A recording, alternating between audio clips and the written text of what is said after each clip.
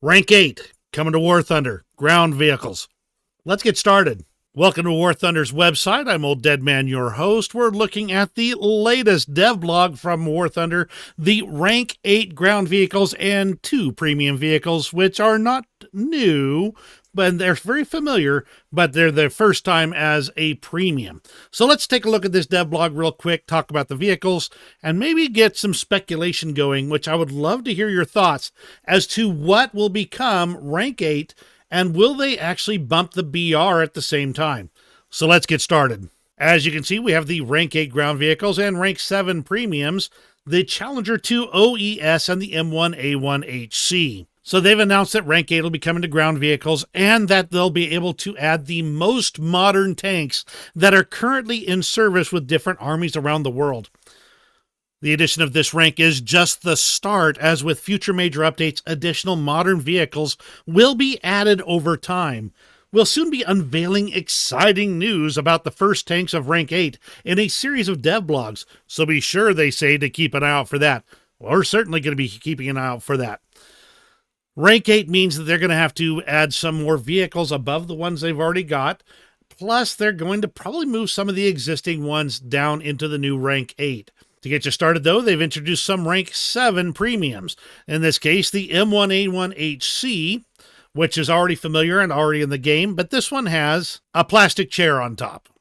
I've looked to see if there's a reference being made here. The only thing I could find is a 3-year-old meme about Virgil sitting on top of something, and somebody photoshopped a plastic chair there. I don't get the meme, so it doesn't really much matter to me. I don't see any pictures of an Abrams with a plastic chair on top.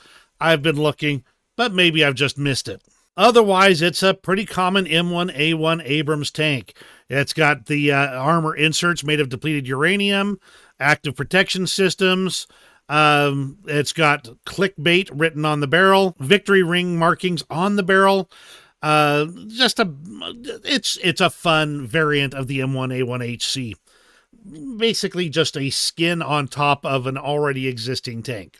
The big thing will be the active protection system, which, as they say, can be effective against certain ATGMs, including those fired from those nasty, pesky helicopters. They call it, without exaggeration, this is one of the best high-tier tanks in the game. The other tank that's going to be joining as a Rank 7 premium is the Challenger 2 OES, or Operational Entry Standard. It's got all the latest goodies and whatsits that have been added to a Challenger 2 tank. Otherwise, both of these vehicles are extremely familiar to anyone who's played a lot of War Thunder. So that's what we're looking at in the new premiums. Let's pop into the game real quick. Now, I can test drive the M1A1HC that's already in the game because my US tree is that high. Overall, it does have great mobility, great firepower. It's pretty much an ideal tank for these upper tiers. The extra armor is good for its BR, and this one actually does have a dozer blade, which is a good thing. The overall end result, though, is a tank that moves along the battlefield and is able to move both backwards and forwards effectively and engage pretty much any target with relative ease, as long as you are able to see the enemy first. That is always the problem, though, is seeing the enemy first at these... Well, these tiers tend to run pretty darn fast. Oop, missed.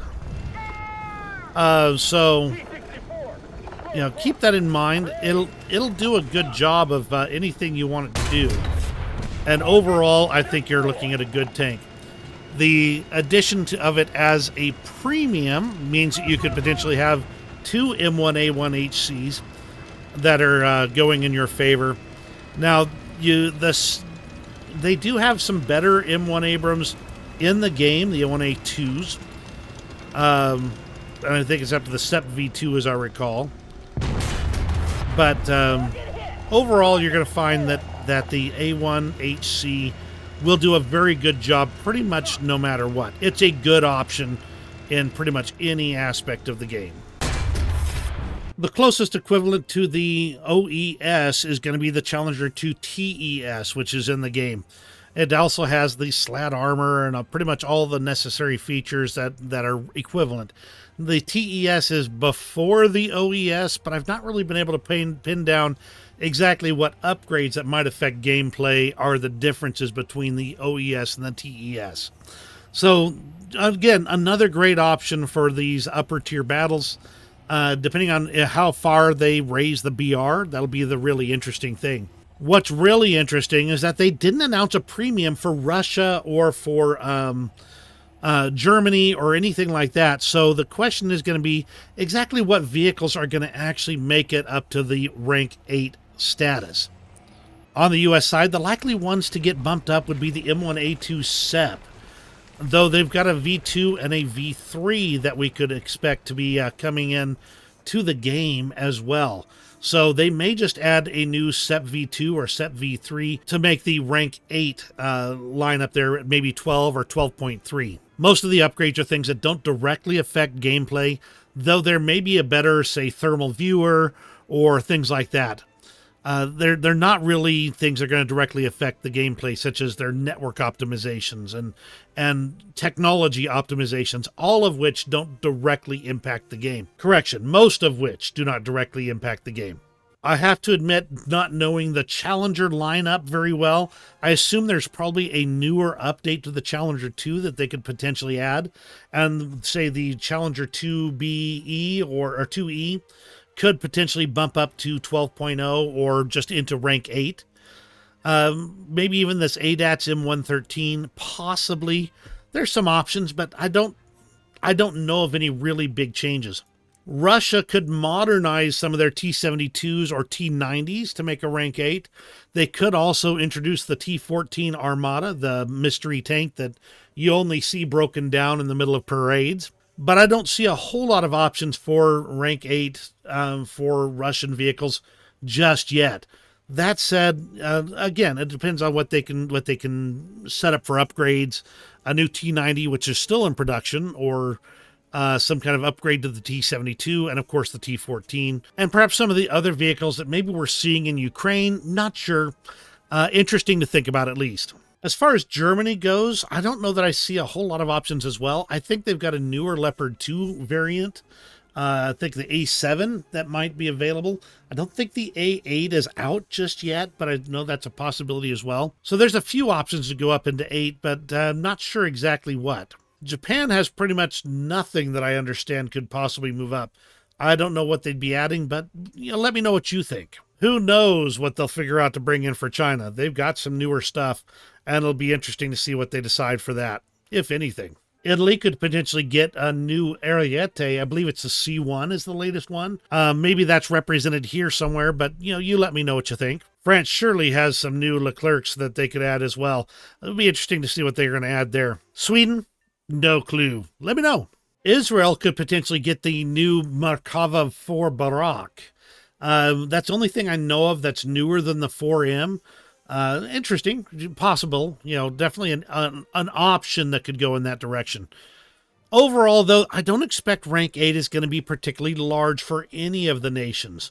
That they've got an actual premium for Great Britain and the USA would indicate that they believe that there's enough that they can make a larger rank 8 out of it, either by moving some of the vehicles down into rank 8, which is definitely possible, or by the new additions. Like I said, there's 2 versions of the SEP. There's a bunch of prototype or new vehicles that could go in as well. We've recently seen the Abrams X, which was a technology demonstrator. We've seen a bunch of potential replacements for the Abrams. They're even going back to a bare metal M1 baseline to just start over and make a new tank that sheds a lot of the bulk and the weight that is kind of garnered onto the M1 Abrams over the years. So we've got a bunch of possibles in the U.S., and I think there's a bunch of possibles in Great Britain. We'll see. We'll have to see what they're going to come up with for the things that you might research with these $70 premiums that they're introducing.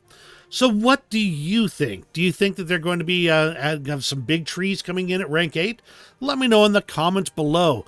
Also, are you going to buy one of these premiums, the new Abrams M1A18C or the Challenger 2 OES? again, let me know. Hit me with that thumbs up if you enjoyed today's video. You have a great rest of your day, and we'll see you on the next video.